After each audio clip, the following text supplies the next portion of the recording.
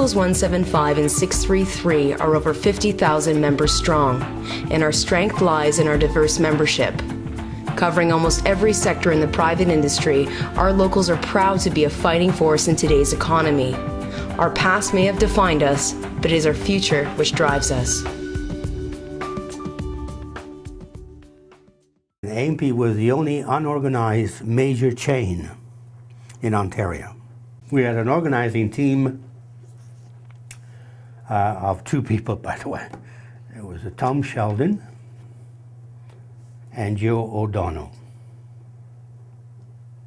These were the only two people that they worked for the local 175, organized the unorganized. But every time they get a big lead, every business agent in the local 175, they were organizer. You were servicing your unit during the day. At 4 or 5:30, off you go. We drive from Toronto to London, from Toronto to Windsor. A number of ways we used to organize. Les Dowling, I worked with Les for quite a few times, and we would do a number of things, try to get the addresses of people in the plant, which was very difficult sometimes, but somebody would give you a call, so you'd have somebody on the inside helping you. And as a result of that, you just worked until you got enough people to make get a certification with the Department of Labor. We worked crazy hours, but it was a fun deal, really. We had, in my day as the Canadian director, we had 34 representatives. 30 of them were organizers. We didn't have people sitting at desks with titles. They were on the road organizing, and we had 4 people who would go out and solve problems, negotiate contracts, assist locals in negotiations or whatever. But that was the 4 people who were assigned out of the national office, and everybody else, if they were in the office, I wanted to know what the hell they were doing. They were supposed to be out on the road organizing. We were determined that we were going to organize this chain, and we did. We organized A&P. So we had a major strike with the company of A&P.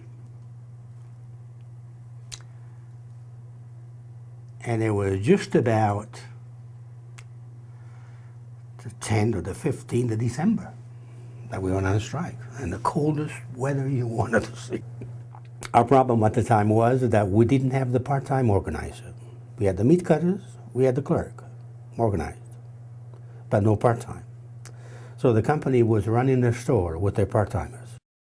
Once we got A&P, we also got a lot of confidence, and we made the next few first settlements.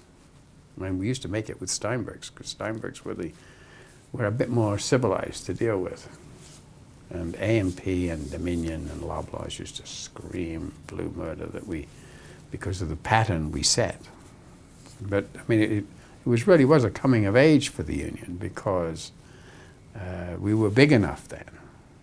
We were not only, I don't know whether we were the largest, whether we had the largest union membership, but we sure had the most energetic staff. And we did things that other unions didn't do. We were in every store. That was the rule. Every store, every month, a rep. At least once a month, every store. Nobody sat in the office. The president and the secretary-treasurer had stores to service, and did. Nothing has really, really changed as far as the union is concerned. The focus has never changed. The people that have been here, the faces change, but the focus has never changed, especially in this organization. The sizes have changed. We, at one time, all we took care was retail. And today, as a lot of people say, we take care of them from the cradle to the grave. We're so versatile, and we take on so many different things. We drive kids to school.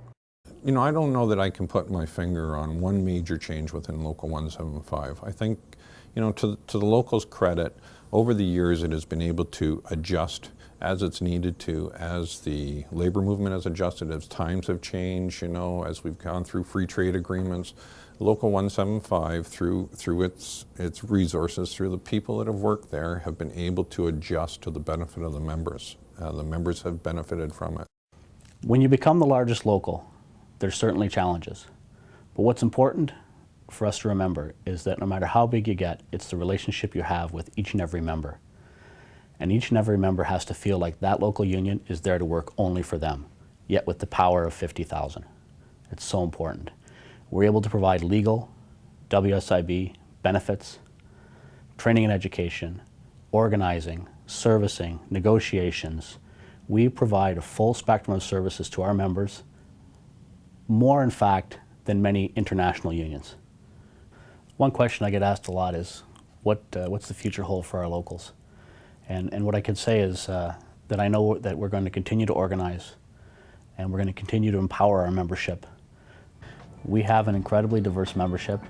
We have talented and committed staff and executive board. We're going to write a history that will build on our past. We are and will continue to be a force to be reckoned with in the labor movement in every city in this province and across this great country of ours. Other unions will look to Locals 175 and 633 to learn how to become a union that represents all workers.